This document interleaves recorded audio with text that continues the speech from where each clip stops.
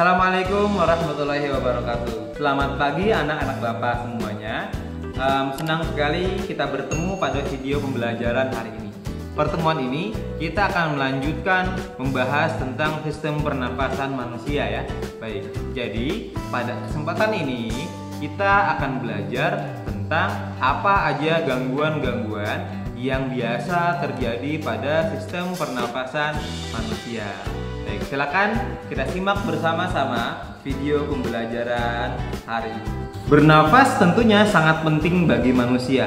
Kalau tidak bernafas, manusia tentunya akan meninggal ya. Baik, jadi penting sekali bagi kita untuk memelihara kesehatan organ-organ pernafasan kita, baik itu dari hidung, faring, laring, trakea maupun langsung ke paru-parunya. Ada banyak sekali sebetulnya ya penyakit yang dapat menyerang organ pernafasan. Namun pada kesempatan ini Bapak akan menyampaikan beberapa saja. Penyakit yang pertama mungkin udah sering kita dengar, yaitu adalah asma. Nah, jadi asma itu adalah penyakit yang menyerang saluran pernafasan kita. Alergi dengan suhu ya, debu, mungkin dengan bulu juga dan lain sebagainya. Untuk menghindari asma ini tentunya adalah menghindari penyebabnya. Nah, jadi seperti itu. Berikutnya, penyakit yang kedua adalah emfisema. Emfisema adalah penyakit yang menyerang bagian paru-paru kita, yang menyebabkan pembengkakan pada pembuluh darah dalam paru-paru kita karena kemasukan udara. Oke, berikutnya penyakit yang menyerang bagian sistem pernafasan adalah TBC atau tuberkulosis. Apa itu?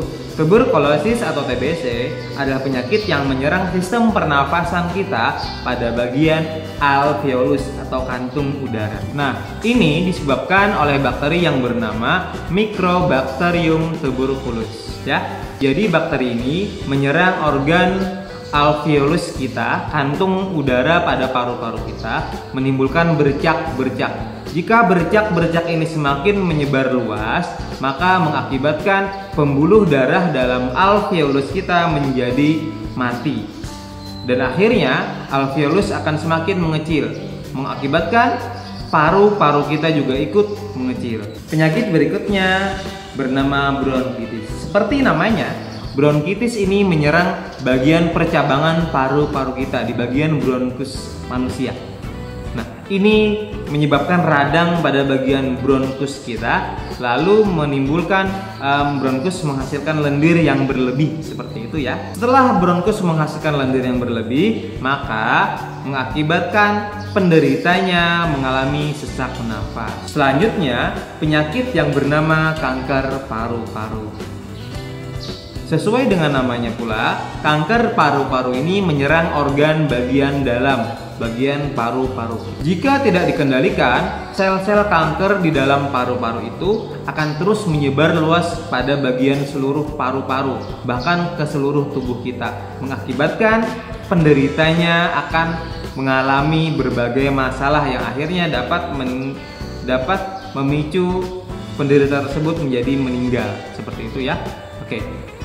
Penyebab paling sering kanker paru-paru ini adalah karena kebiasaan merokok atau karena terlalu sering menghirup asap rokok, baik itu dari orang lain. Untuk itu, bagi anak-anak Bapak semuanya, hindari merokok ya, dan hindari kalian berdekatan dengan orang yang merokok. Karena walaupun kalian tidak merokok, tapi asap rokok yang kalian hirup bersama udara dari para perokok itu akan juga mampu merusak paru-paru kalian. Oke. Penyakit berikutnya yang menyerang sistem pernafasan adalah influenza atau biasa kita bilang dengan flu. Apa itu? Influenza ini adalah penyakit yang disebabkan oleh virus. Nah, virus influenza ini menyerang sistem pernafasan manusia. Gejala yang mungkin timbul seperti bersin-bersin, demam atau pilek ya. Oke. Berikutnya, penyakit yang baru-baru ini sedang mewabah di negara kita, yaitu adalah COVID-19 atau coronavirus.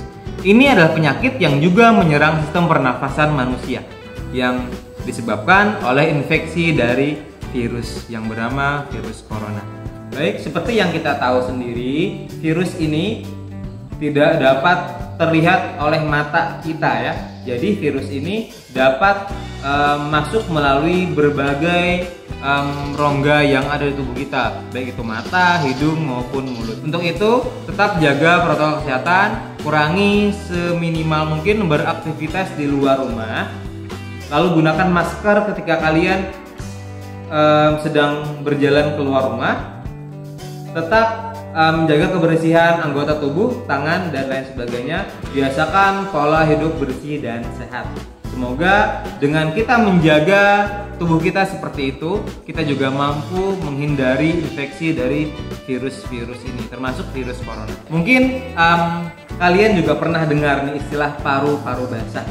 Apa itu paru-paru basah? Nah, paru-paru basah ini sebetulnya bukan penyakit ya. Dia cuma istilah yang menandakan bahwa ada cairan dalam paru-paru manusia, paru-paru kita. Banyak sekali penyakit yang tergolong paru-paru basah ini. Oke, seperti misalnya pneumonia. Pneumonia itu ada kelebihan cairan dalam alveolus kita, dalam paru-paru manusia. Lalu juga termasuk COVID-19, coronavirus juga mengakibatkan paru-paru menjadi kelebihan cairan, lalu susah bernafas seperti itu. Penyakit berikutnya yang dapat menyerang sistem pernafasan manusia adalah pneumonia. Nah, apa itu pneumonia? Pneumonia adalah penyakit di mana paru-paru kita di bagian kantong udaranya atau alveolusnya mengalami kelebihan cairan. Jadi, pneumonia ini adalah infeksi yang terjadi pada kantung udara pada paru-paru kita. Jadi pada alveolus mengalami kelebihan cairan karena terjadi peradangan pada alveolus. Banyak sekali penyebab dari pneumonia ini bisa diakibatkan oleh infeksi bakteri dan virus.